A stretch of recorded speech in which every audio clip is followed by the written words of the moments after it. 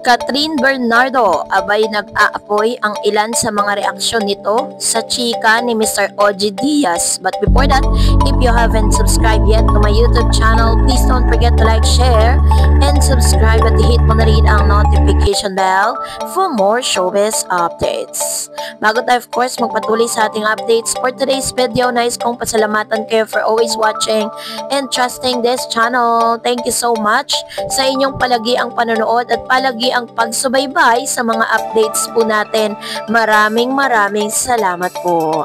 And for today's video, ito na dahil matapos pong ipasaabog ni Mr. OG Diaz sa kanyang channel ang patungkol sa sightings nitong si Miss Catherine Bernardo at ng Mayor ng Lucena City na si Mayor Mark Alcala. Matapos matagal na pong kumakalat ang mga issue hinggil sa balitang ito, pero hanggang sa ngayon ay wala pa ring mga resibong naglalabasan. Ayon po sa ulat ni Mr. OG Diaz, base sa kanyang source, ay iniingatan nga na magkaroon po ng mga ganitong klase ng resibo at the same time ay magaling daw di umano si Mayor at ang mga gwardya nito na talagang nakaguard at talagang parang sinasabi niya na inaagapan na makakuha ng any photos or pictures ni Miss Catherine at ni Mayor Mark Alcala, na bagay na inalmahan ng ilang mga netizen na napaka-imposible daw na maraming beses nang nakikita ng mga netizen ang dalawa pero wala pong mga photos or videos man lang na naglalabasan, which is bagay na nga naman na imposible.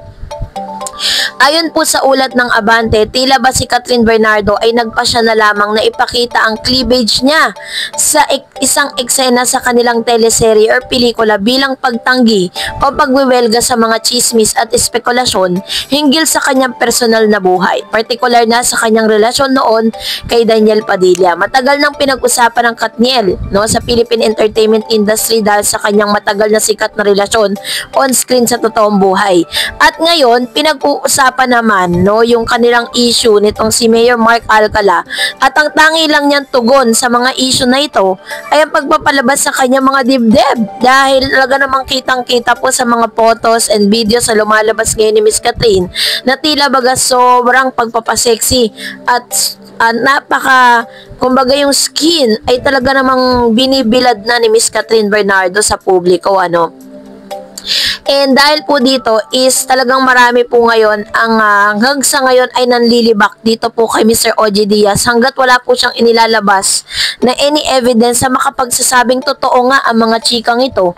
That's the time pa lang, o yun pa lang po yung chance na maniniwala nga ang mga netizen. Pero hanggang ngayon ay nananatili pa rin tahimik ang kampo ni Miss Catherine. Kung matatandaan po ninyo noon, nagkaroon po ng breakups itong si Catherine tsaka si Mr. Daniel Padilla.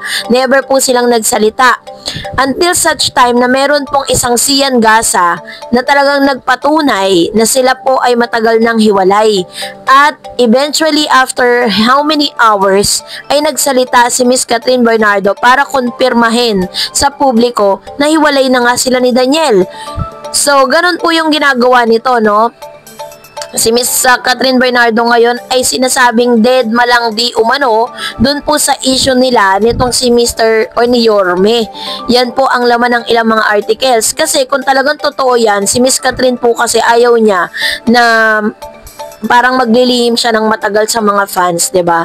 Deadma pa rin si Catherine Bernardo sa patuloy ng pag-iintriga sa kanyang love life. Tikom ang bibig niya kahit trending online word ang issue sa kanila ni Mayor Mark.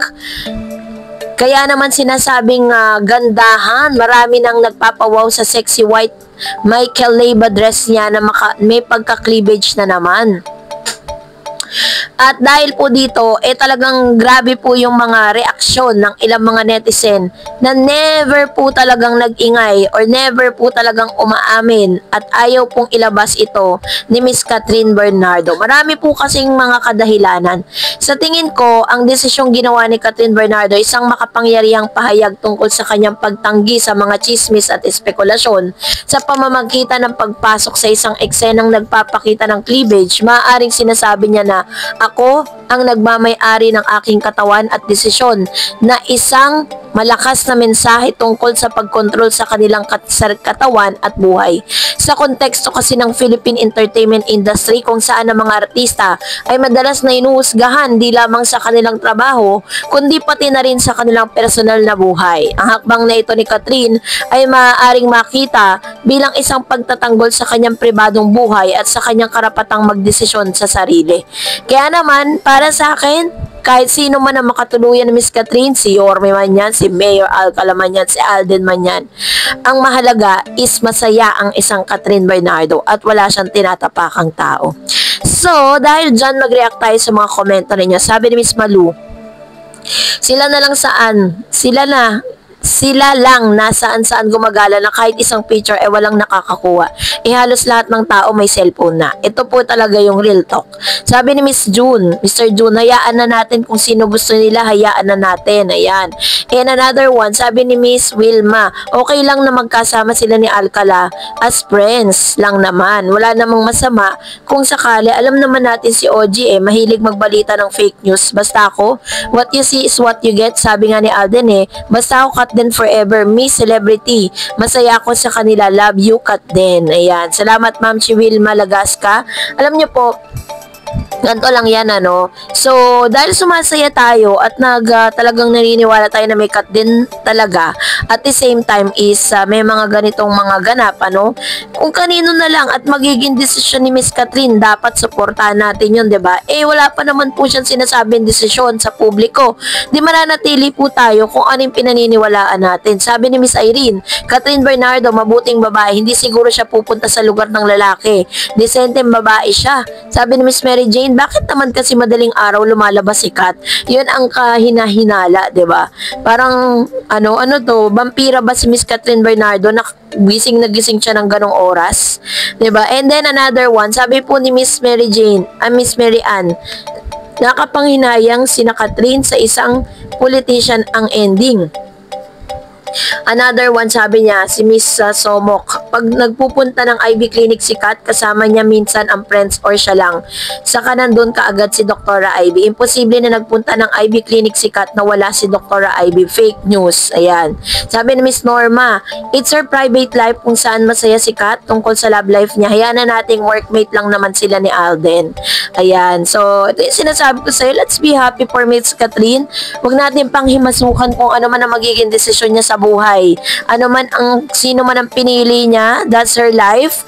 Sabi niya nga, buhay niya yan, sarili niyang desisyon dapat ang nagmamatter. Sabi ni Miss Raquel, ay naku, sa sobrang hina na ng showbiz, kung ano-ano na lang ang mga gimmick, ang mga marites sa showbiz, dapat maglatag kayo ng mga ebidensya pag marites kayo. Pero, nga naman, hindi lumalamlam yung mga karir. Kailangan ba talaga maging controversial ka?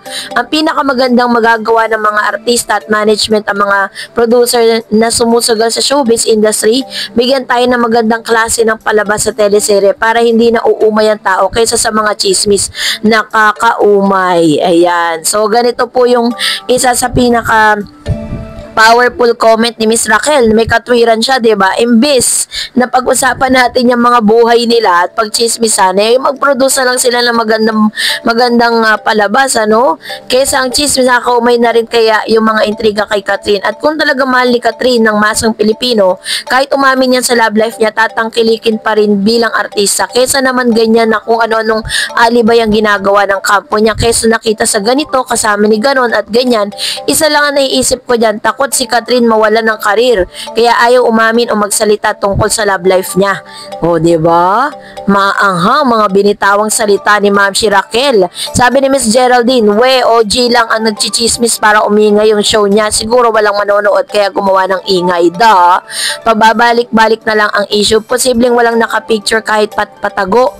Sabi ni Opsan, chismosa talaga yung si OG yan. Nakatrabaho kasi niya. So, ito naman yung kanyang komento, Kaya nga sabi ni OG Diaz, is parang he doesn't care, kung hindi daw maniwala yung mga pinagsasabi niya tungkol kay Miss Catherine, basta siya pinaninindigan niya yun. So that's it for today. For more videos and updates, please don't forget to like and subscribe, and please don't forget to follow my Facebook page, Dar Eds TV. God bless everyone.